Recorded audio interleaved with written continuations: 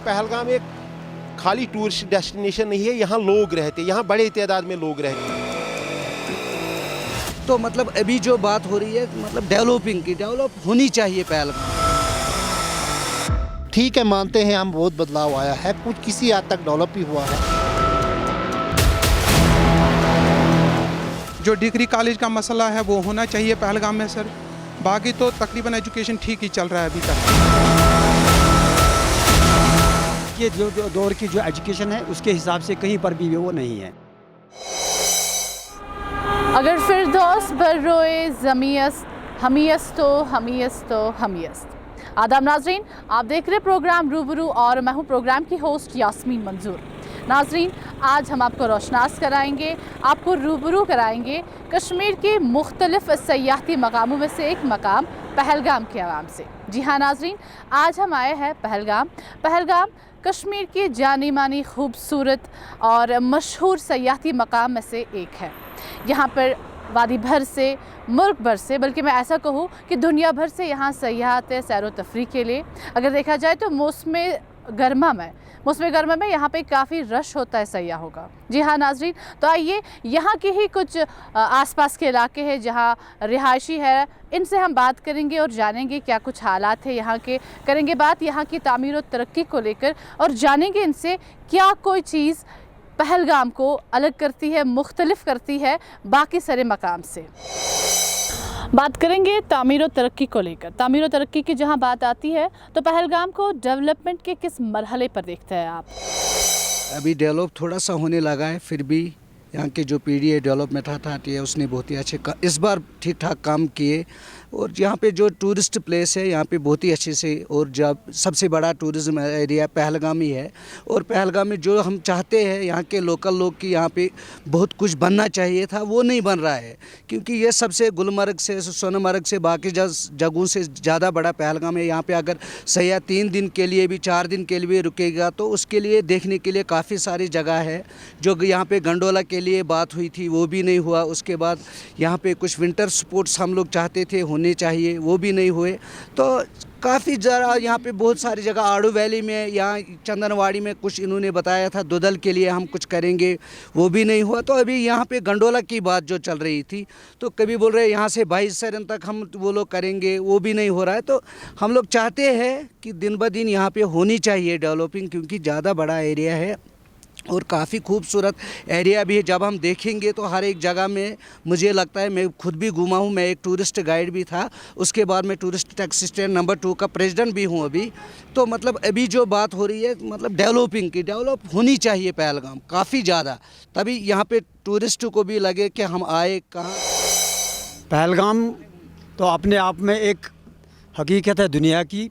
ये जो बताया जाता है कि अगर फिरदौस बरोए ज़मीन हमीयस्त तो हमीयस्त, ये तो सारे कश्मीर के लिए है, लेकिन कश्मीर में अगर किसी जगह के लिए है तो वो पहलगाम के लिए ये मिसरा बिल्कुल जो है इसके लिए बिल्कुल सूटेबल है। मैं आपको जो यहाँ की डेवलपमेंट है जो है, पहले से गवर्नमेंट ने यहाँ की तरफ तो ध्यान दे दिया है, लेकिन जो ध्यान असल में जो इंफ्रास्ट्रक्चर, बेसिक इंफ्रास्ट्रक्चर यहाँ का है वो बिल्कुल उस तरह का नहीं है जैसे कि एक टूरिस्ट प्लेस का होना चाहिए। सबसे पहले जो यहाँ पे जो रेजिडेंशियल एरिया है उसमें जो है वही आपको वही लुक आता है जो कि 1957 में या 1947 में आपको आपने देखा होगा, वही पे आज भी है। अब जो है जो डेवलपमेंट पहले, सबसे पहले जो टूरिस्ट आता है उसको क्या दिखाई देता है, वो पहले लोकेशन देख लेता है कि यहाँ की खाली पहाड़ नहीं देखेगा, ये जो नेचुरल ब्यूटी है, लेकिन जो यहाँ पे जो रेजिडेंशियल जो ब्यूटी आनी चाहिए इसमें, जो इसमें 4 चांद लगा देता है, लेकिन वो नहीं हो पा रही है। एक चीज़ से कि यहाँ पे पिल लगे हुई है, पहलगाम डेवलपमेंट अथॉरिटी जो है यानी कि जो है वो कंस्ट्रक्शन नहीं होने दे रही है जिस तरीके से होनी चाहिए थी। बात ऐसा है कि अभी पिछले 1.5 साल से, जब से लॉकडाउन ख़त्म हुआ तो तब से हमने यहाँ सिर्फ टूरिस्ट देखा है, अदरवाइज़ तो हमने कुछ नहीं देखा है। यहाँ पर जो डेवलप होना चाहिए था, जैसा कि घरों में यहाँ सबसे पहले कि ये जो यहाँ लोग रहेंगे तो तब भी पहलगाम भी रहेगा, तब भी टूरिस्ट भी रहेगा। जब यहाँ के लोग ही नहीं रहेंगे तो यहाँ के लोग सफ़र कर रहे हैं कि यहाँ पर कोई भी किसी को अपना 2 कमरा 3 कमरा बनाने के लिए तो परमिशन नहीं मिल रहा है। तो सबसे पहली बात यह है कि यहाँ जो एक बहुत ही जुल्म की बात है कि ये जो पीडीए डिपार्टमेंट है उन्होंने हमारे ऊपर तो कहर मचा हुआ रखा है। यहाँ पर अगर हम कोई शीट का कोई शीट लाना है, टीन का शीट कुछ लाना था तो वो हमको लाने नहीं देते हैं। उसके लिए तो पहले हमको श्रीनगर जाना पड़ता है, बाकी जगह जाना पड़ता है, एनओसी लाना पड़ता है। देखिए बहुत चीज़ें देखने होती है हमने। जो हम पहलगाम की बात करते हैं, पहलगाम हमारे लाखों लोगों को यहाँ पे रोज़गार फराहम करता है। पहलगाम एक हसास इलाका है और ये इलाका जो है, इसको जितना कोई भी इलाका खूबसूरत हो उतनी ज़्यादा उसके ऊपर नज़रें होती है कि उसको किस तरह से बेहतर किया जाए या बर्बाद किया जाए। असल में गुलजार साहब ने अच्छी बात कही। यहाँ जो जैसे हम यूरिनल्स की बात करते हैं, अगर हम पहलगाम की डेवलपमेंट की ओवरऑल डेवलपमेंट की बात करें, यहाँ पहलगाम में जगह जगह पे जो है कहीं ना कहीं पे यूरिनल्स होने चाहिए थे, क्योंकि जो टूरिस्ट यहाँ पे लाखों की तादाद में जो टूरिस्ट यहाँ आते हैं, जो यात्रीज आते हैं, जो पिलग्रिम्स आते हैं या बाकी लोग आते हैं, क्योंकि यहाँ पे 4 के 4 सीज़नों में लोग आते हैं, जिसमें हमारा समर है, विंटर है, ऑटमन है, या आपका और एक सीज़न आता है तो स्प्रिंग। लोग आते हैं लोग यहाँ लाखों की तादाद में आते हैं, क्योंकि एक एरिया की कैरिंग कैपेसिटी होती है और जिस एरिया में लोग जाएंगे उस एरिया की कैरिंग कैपेसिटी को देखना होता है कि उस एरिया में कितने लोगों की गुंजाइश है उठाने की और कितने लोग इसके ऊपर चढ़ते हैं। अगर वहाँ से टूरिस्ट आएगा, उनको यहाँ आराम नहीं मिलेगा, उसको यहाँ अच्छी जगह रहने के लिए नहीं मिलेगी, तो उसका क्या फ़ायदा है। जो मेन जो प्रॉब्लम है यहाँ पीडीए की तरफ से या किसी और की, मतलब ये कोई और डिपार्टमेंट वाइल्ड लाइफ वगैरह, जहाँ यहाँ के अगर किसी को कुछ घर बनाना है या अगर यहाँ कोई होटल है उसको थोड़ा सा मतलब अपग्रेड करना है या कुछ करना है, वो यहाँ करने ही नहीं देते। ये बड़े मसाइल हैं। और यहाँ गवर्नमेंट बोलती है, मतलब कोई भी बोलते हैं यहाँ मिनी स्विट्ज़रलैंड पहलगाम। ये जितना मतलब अगर बाकी कश्मीर में बाकी इलाकों में जितना डेवलप मतलब होता, अगर उतना ही यहाँ हुआ तो फ़र्क क्या रहा। फिर यहाँ मिनी स्विट्ज़रलैंड का क्या मकसद है। यहाँ कुछ ख़ास पैकेज दिया जाए यहाँ के लोगों के लिए, क्योंकि यहाँ का जो मसला है, जहाँ के जो लोग हैं उनको रोज़गार की भी ज़रूरत है। पहलगाम में एक तो ख़ास सियाती मकाम है ही, ये ठीक है, लेकिन उसके बगैर यहाँ बहुत बड़ा एक बड़ा इलाका जिसमें लोग रहते हैं और ख़ासकर बड़े गरीब और कम निचली सतह वाले लोग रहते हैं।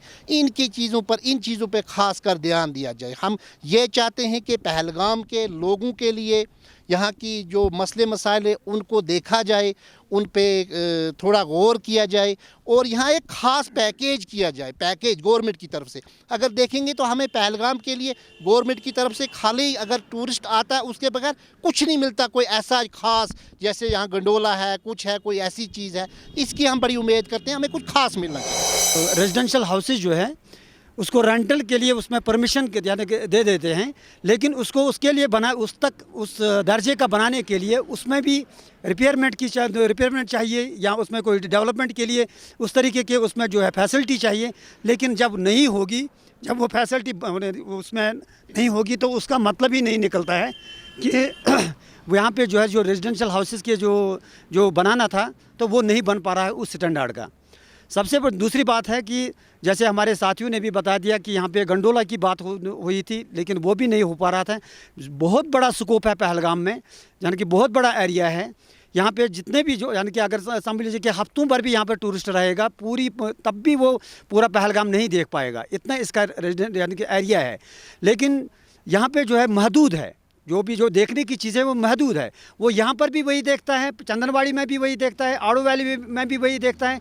अगर इसमें जो गवर्नमेंट ने वादे किए थे कि हर जगह पे अपनी गुलमर्ग की तरह गंडोला वगैरह या दूसरी तरफ पे स्केटिंग, स्नो स्केटिंग वगैरह जो है, विंटर स्पोर्टिंग जो है वो सब ये जो है यहाँ पे उसका बढ़ावा दे देते तो सबसे ज़्यादा डेवलपमेंट उस तरीके से यहाँ की हो जाती। देखिए, हमको ये बोलना है, गवर्नमेंट ने यहाँ पे एक स्कीम दिया है पहलगाम को, वो पीएम के स्कीम दिया है यहाँ पे, PMAY का हटिस का स्कीम दिया है यहाँ पे। वो तो स्कीम ही अभी नहीं चल रहा है, क्योंकि जो पहलगाम डेवलपमेंट अथॉरिटी है वो हमको बोल रहा है कि आप लोग NOC लाओ वाइल्ड लाइफ का, ताकि हम लोग तो कुछ गाँव यहाँ पे वाइल्ड लाइफ में नहीं रहते हैं, उनको भी बोल रहा है आप वाइल्ड लाइफ के लिए वाइल्ड लाइफ का NOC लाओ। तो क्योंकि अभी जो यहाँ पे पुराने मकान से कुछ बनाने नहीं देते हैं, तो वो टूरिस्ट आके यहाँ पे जब देखता है तो सोचता है ये बिल्कुल वैसा ही है जो आज से 40 साल 50 साल पहले था। तो थोड़ा सा हम लोग चाहते हैं आपकी वसादत से कि पीडीए डेवलपमेंट अथॉरिटी यहाँ चाहे हाई कोर्ट का आर्डर्स है, यहाँ के लोकल लोगों को देखे, उनको कुछ बनाने के लिए दे, ताकि वो ज़्यादा ना बनाए, 4-5 ही रूम बनाए तो बनाए, ताकि टूरिस्ट को भी लगे कि हम लोगों ने यहाँ पे कुछ देखा। वो जब यहाँ आते हैं, यहाँ के गाँव में जाते हैं, क्योंकि यहाँ पे काफ़ी सारे पेइंग गेस्ट हाउस भी है, बड़े बड़े होटल्स भी है, को टूरिस्ट लाइक करता है। आज के टूरिस्ट जो थोड़ा सा हम गाँव में जाके रखेंगे तो हम लोगों को लगेगा कि हम लोग यहाँ के लोकल लोगों से रहा। तो जब वो यहाँ के घर देखते हैं तो उनको लगता है it's a like a 82 years old, so it should be not like that. We are requesting all governments. मैं जानना चाहूँगी, जहाँ हम बात करेंगे एज अ टूरिस्ट गाइड भी आप रह चुके हैं, तो पिछले 3 सालों की जहाँ बात करेंगे जब से हमारे पास एलजी हुकूमत आई है, तो क्या कुछ चेंज आप देखते हैं? नहीं, थोड़ा सा चेंज हुआ, क्योंकि अभी जो मतलब पहले टूरिज़्म ही टोटली आता नहीं था, टूरिज़्म बिल्कुल बैठा था। हमारा यही रिक्वेस्ट है, अगर मतलब फॉरेनर टूरिस्टों के लिए तो कश्मीर के लिए बैन लगी है, अगर उनके लिए भी खुल जाती तो उनसे भी थोड़ा सा यहाँ, क्योंकि अभी जो थ्रू ऑफ इंडिया का टूरिस्ट आ रहे, बाकी जो हर एक यूरोप कंट्रीज़ को बैन लगी हुई है, तो उनके लिए भी अगर एक बार बैन उठती वो भी आते, जो पहले था 92 में 93 में, वो अब सब कश्मीर में नहीं है, क्योंकि कश्मीर दिन ब दिन इट्स अ बेटर। वो जो टेररिज्म का मसला था वो भी अब थोड़ा थोड़ा क्लियर होने लगा, अब टूरिस्ट भी आते हैं, क्योंकि इस बार जो टूरिस्ट आए कि अभी तक मैंने भी कभी देखे नहीं है, काफ़ी हद से ज़्यादा। यहाँ जब टूरिस्ट तब ठीक सेफ रहेगा जहाँ यहाँ के लोग सेफ रहेगा। तो जब यहाँ के लोग यहाँ पर बसे होएंगे तो तब भी टूरिस्ट भी आएगा। और दूसरी बात यह है कि जब यहाँ वाइल्ड लाइफ रहेगा तो हमारे टूरिस्ट कहाँ गए? एक टूरिस्ट का मकसद होता है कि जो रात के 10 बजे भी घूम सकते हैं, 10 बजे भी पैदल घूमते हैं, 10 बजे भी वॉक करते हैं। जब यह वाइल्ड लाइफ रहेगा तो शाम के 5 बजे के बाद कोई बाहर नहीं निकल सकते हैं। तो ये हमारे ऊपर प्रॉब्लम है। जब हम टूरिज्म रिसेप्शन है, टूरिस्ट ऑफिस है, ये बोल रहा है कि ये नदी के बाद 100 किलोमीटर के बाद ही वाइल्ड लाइफ एरिया है। तो अभी जो ये बंदे बात कर रहे कि वाइल्ड लाइफ की, यहाँ पे कुछ इन्होंने आड़ू जो एक गांव है हमारा, सबसे बेस्ट व्यू है, और वहाँ पे ट्रैकिंग के लिए भी जाते हैं। वहाँ पे बहुत सारे लेक्स है, ग्लेशियर्स है, जहाँ पे लोग ट्रैकिंग के लिए जाते हैं, तो वो भी वाइल्ड लाइफ के लिए दिया हुआ है। तो वहाँ जब टूरिस्ट जाता है उसको 25 रुपीज़ पर पर्सन देना पड़ता है एंट्री फीस, और उसके बाद जब वो आड़ू वैली पहुँचता है वो फिर हमें कहता है कि भाई साहब हमने 25 रुपये दिए, तो दिए किस बात के? अगर वहाँ पे कुछ मतलब ऐसा चिड़ियाघर बनाया हुआ होता तो ताकि वो वहाँ जाके देखे थे। यहाँ तो हम इन लोगों ने बताया था गंडोला, हम लोग भी चाहते थे कि अगर आड़ू वैली में गंडोला बनता, वहाँ पे बहुत सारे जगह है जो गंडोला बनाने के लिए बहुत ही अच्छी जगह है, और पूरे 12 महीने के लिए वहाँ पे एक तो रोड भी क्लियर रहता है, वहाँ के लोगों के लिए स्वायत्त रहती है, और हमारे लिए भी बिज़नेस का ये रहता है, क्योंकि वहाँ तो यहाँ की गाड़ियाँ चलती हैं। हमारे Pahalgam tourist taxi stand number 1 number 2 में 600 गाड़ियाँ हमारे पास है। वो totally Betaab valley, Aru valley and Chandanwari they are driving, वो बाकी किसी भी जगह पे नहीं चलती है। वो उसी के लिए हमने रिजर्व रखी हुई है। जो हमारे मिडोज है, जैसे हम बायसरन की बात करते हैं, जैसे हम डाबियन की बात करते हैं, कश्मीर वैली की बात करते हैं, आड़ू की बात करते हैं और जगहों की बात करते हैं, इन जो मिडोज़ हमारे हैं ये हसास मिडोज़ है। इनको सरकार की जिम्मेदारी बनती है कि इनको जो सस्टेनेबल टूरिज़म के तौर पे हम देखें, सस्टेनेबल तरीके से हम देखें कि किस तरह हम यहाँ का जो फ्लोरा फाना है उसको किस तरह बचाए, यहाँ के एनवायरनमेंट हम किस तरह बचाए। क्योंकि जब तक आपका एनवायरनमेंट बचा रहेगा, जब तक आपका माहौलियात बचा रहेगा, तब यहाँ लोग आएंगे, तब आपकी यहाँ पे गाड़ियाँ चलेंगी, घोड़ा चलेगा, टैक्सी चलेगा, होटल चलेगा, हर कोई चीज़ चलेगा, क्योंकि हमें सारी चीज़ों पे जाना है। अभी गुलजार साहब ने अच्छी बात कही कि जो भी रश यहाँ आता है, यहाँ पे पार्कस का होना भी अपनी जगह पे बहुत ज़रूरी है, लेकिन उसके साथ साथ जो व्हीकल पार्किंग है उसकी कमी है बहुत ज़्यादा। और लोग जब गाड़ियाँ लाएंगे तो नेचुरली वो रोडों पे रखते हैं, नेचुरली वो जो जैम लगाते, क्योंकि यहाँ पे अगर आप देखिए साल में यहाँ पे अगर आड़ू से लोग आए या फिसलन से लोग यहाँ पे आए नीचे की तरफ, तो मुझे नहीं लगता कि अगर कोई पेशेंट हो, अगर कोई डिलीवरी का केस हो या और कोई मसला हो, उसको आप थ्रू कैसे कर पाओगे, क्योंकि इतना ज़्यादा जाम लगा रहता है, इतने ज़्यादा लोग आते हैं। जो समर में लोग आते हैं यहाँ, जो एक्सकर्शन करने आते हैं, वो गाड़ियाँ तो रोडों पे रखते हैं, क्योंकि उनके लिए उतनी ज़्यादा पार्किंग स्लॉट्स नहीं है, उतनी पार्किंग यार्ड्स नहीं है जिससे चीज़ों को बेहतर किया जा सकता था। बात करेंगे एजुकेशन सेक्टर को लेकर। नाज़रीन जानेंगे एजुकेशन सेक्टर डेवलपमेंट के किस मरहले पर है, क्या यहाँ के नौजवानों को, यहाँ के तलबा को वो मियारी तालीम फराहम हो रही है जो वादी के बाकी सारे मकाम में तलबा हासिल कर रहे हैं। एजुकेशन के बारे में यानी कि डेवलपमेंट तब तक नहीं होती है जब तक बेसिक जो है यहाँ पे एजुकेशन की डेवलपमेंट नहीं होगी। यहाँ पे स्कूल है, उनमें बेसिक इंफ्रास्ट्रक्चर की बहुत कमी है। यानी कि एक बिल्डिंग होने से वो तो स्कूल नहीं होता है, उसमें बेसिक इंफ्रास्ट्रक्चर जब तक नहीं होगा तब तक उसमें जो है बच्चों के लिए यानी कि वो पढ़ना या ना पढ़ना तो एक ही बात है। जैसे कि हम देखते हैं यानी कि पूरे हिंदुस्तान में या हिंदुस्तान से बाहर ओवरसीज़ में कि जो सबसे ज़्यादा जो तरक्की का हम भी देखते हैं कि तरक्की का कि जो सबसे बड़ा जो पहलू है वो एजुकेशन है। जब उसका बेसिक इंफ्रास्ट्रक्चर नहीं होगा तो ये बताइएगा कि यहाँ की डेवलपमेंट में वो ये जो आबादी है, जो फ्यूचर हमारा है, वो कैसे हिस्सा ले सकता है। तो हमारे ये मुतालबा है। बात करेंगे अगर पिछले 30 साल की बात करेंगे जो हुकूमत हमारे पास थी, और 3 साल को देखेंगे जब से हमारे पास एलजी हुकूमत आई है, तो क्या तब्दीली देखते हैं आप? तब्दीली तो ये है यानी कि हमें ये लगता है कि बीच में जो है जो मिल्टन सी थी उसकी वजह से यहाँ पे जो है डेवलपमेंट बहुत रुक गई। पहले भी तो काम होते रहते थे लेकिन अभी जो है उसमें थोड़ी सी बढ़त आ गई है। मेनली क्या है कि जो मैं आपको बताती हूँ, I am just speaking on behalf of panchayat. I am deputy sarpanch Mohammad Yusuf Malik from Batkoot village, panchayat हल्का बटकूट। मैं आपको उस पर यानी कि पंचायत के माध्यम से ये बताना चाह रहा हूँ कि गवर्नमेंट ने जो ये स्टेप ले लिया कि एलजी हुकूमत के थ्रू से, यानी कि हमको पहले हुकूमत और आज की हुकूमत में क्या फ़र्क है, इसका मैं जवाब दे रहा हूँ कि इसमें यह है कि ये जो डोर स्टेप पे गवर्नमेंट का जो यानी कि जो इनिशिएटिव था कि डोर स्टेप पे ये गवर्नमेंट आ जाए, वो तो यानी कि पंचायत के थ्रू से आ गई है। अब एक जनरल पब्लिक को यानी कि गाँव के आदमी को सेक्रेटरीट श्रीनगर जाने की ज़रूरत नहीं पड़ती, उसकी हुकूमत उसके गांव में है। ये तो सबसे बहुत बड़ा ये है। और जो पंचायत जो है यानी कि रूरल एरिया में अपना काम अपने तरीके से गाँव की डेवलपमेंट के लिए, क्योंकि उनकी नज़र में पूरा गाँव का नक्शा होता है, उसकी डेवलपमेंट के लिए तो वो कदम उठाते हैं और उठ भी रहे हैं और डेवलपमेंट उस तरीके से हो रही है। एजुकेशन अभी एक हमारे दोस्त ने अभी बोला कि यहाँ मेन प्रॉब्लम क्या है, 1 डिग्री कॉलेज। इसके लिए पिछले 5-6 साल से शायद ये हमें भी सुन रहे हैं कि कुछ पता नहीं क्या कुछ खास मकसद है, उसके ज़िम्मेदार कौन लोग हैं, क्या हैं। लेकिन डिग्री कॉलेज एक बड़ा इलाका, हमने पहले ही फरमाया, कम से कम मुझे लगता है एक अच्छा हादसा। मुझे लगता है अगर यहाँ डिस्ट्रिक्ट होता पहलगाम तो तब भी ये इतना बड़ा इलाका है, लेकिन डिग्री कॉलेज नहीं है यहाँ। ये एक बड़ी हमारी बदकिस्मती है। वैसे तो अगर एजुकेशन की तरफ देखा जाए तो मुझे लगता है कि बहुत सारी changes towards perfection, towards success हो रही है एजुकेशन में भी। तकरीबन जो आज से पहले नहीं था, आजकल मतलब हर किसी स्कूल में स्टाफ भी है। तो जो हायर सेकेंडरीज बहुत सारे इलाकों में नई हायर सेकेंडरीज आजकल वहाँ पे वो बन रही है, चल रही है। तो एजुकेशन की तरफ रफ्ता रफ्ता तवज्जो देने जा रहे हैं, जो एलजी गवर्नमेंट है दे रही है। तो तकरीबन लेकिन टू सम एक्सटेंट जो डिग्री कॉलेज का मसला है वो होना चाहिए पहलगाम में सर। बाकी तो तकरीबन एजुकेशन ठीक ही चल रहा है अभी तक। देखिए, जो एजुकेशन की आपने बात की, पहलगाम एक इलाका जो दशनीपोरा, खोड़ीपोरा और अपर पहलगाम पे मुश्तमिल है। लाखों लोग यहाँ रहते हैं।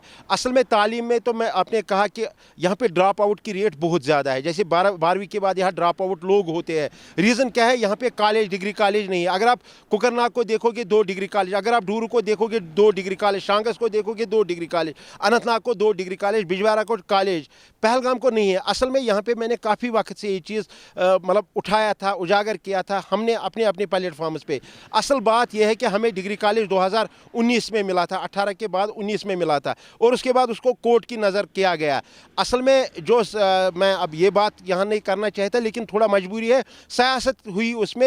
एक आदमी ने कहा कि ये एक जगह पे होना चाहिए, दूसरे आदमी ने कहा दूसरी जगह पे होना चाहिए, और तब से आज तक वो ऑनरेबल कोर्ट में लटका है। और आपकी इस प्रोग्राम की वसात से मैं एलजी एडमिनिस्ट्रेशन और ऑनरेबल कोर्ट को, मैं चीफ जस्टिस साहब को गुजारिश करना चाहता हूँ कि हमारे ऊपर तरस खाए, इस इलाके के ऊपर तरस खाए। यहाँ गरीब लोग हैं, उस कॉलेज का जो है रफा दफा जल्दी कीजिए और उसको फ्री करवाए ताकि वो यहाँ पे कॉलेज बन सके, इस इलाके में कॉलेज बन सके, यहाँ के लोगों को फ़ायदा हो सके। मैं आपसे जानना चाहूँगी, जहाँ हम देखते हैं वादी के कई सारे खूबसूरत मकाम, और वहाँ की आवाम की यही डिमांड रहती है कि हमारे इलाके को, हमारे इस मकाम को एक टूरिस्ट डेस्टिनेशन करार दिया जाए। जहाँ पहलगाम को देखिए जो कि एक टूरिस्ट डेस्टिनेशन है, तो इस चीज़ से यहाँ की आवाम को कितना फ़ायदा हो रहा है? देखिए, जो पहलगाम टूरिस्ट डेस्टिनेशन है ये खाली यहाँ के आवाम को फ़ायदा नहीं करती है।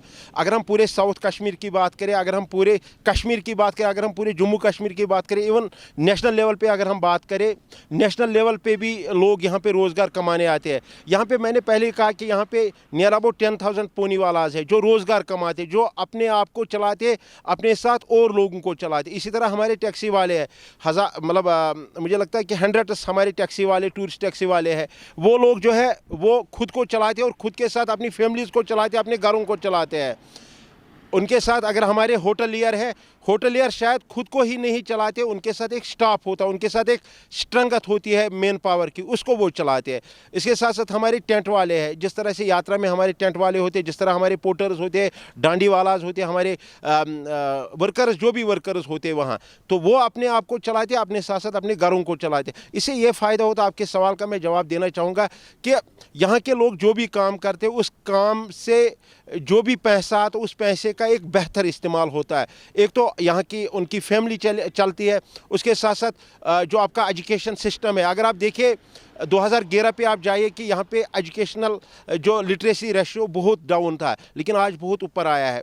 हम पिछले 20-30 सालों में देखिए काफ़ी बेहतरी आई है तालीम के लिहाज से। इस इलाके में लोग नहीं पढ़ते थे, अब तो लोग पढ़ते, क्योंकि लोगों के पास पैसा आया, ये इसी टूरिज़्म की वजह से आया।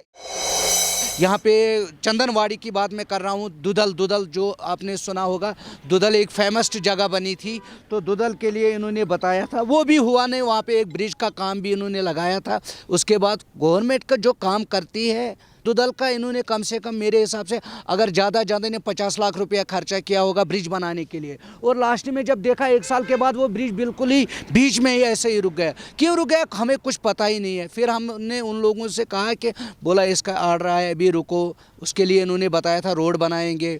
या तो हम लोग चाहते थे यहाँ 22 सरन से अगर टुलियन लेक के लिए गंडोला जाता तो वो भी सबसे बेस्ट अच्छी जगह थी।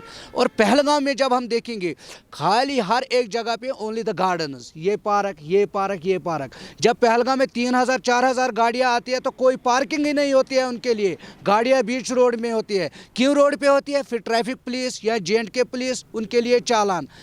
अरे पहले सोचो, इंसान जब आएगा ये बैठेगा, इसका दरवाज़ा कहाँ है, इसका घर कहाँ है?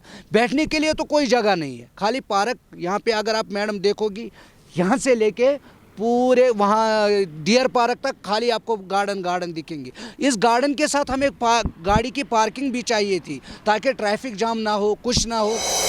नाज़रीन, रूबरू का आज का शुमारा यहाँ पर इख्तिताम को पहुँचता है। हमारे प्रोग्राम को लेकर अगर आपके कोई भी सवालात है या कोई भी राय आ रहा हो तो आप भी हमें हमारे सोशल मीडिया अकाउंट्स पर भेज सकते हैं जो इस वक्त आपके टीवी स्क्रीन पर आ रहे हैं। तो दीजिए मुझे और मेरी टीम को इजाज़त। शब बखैर।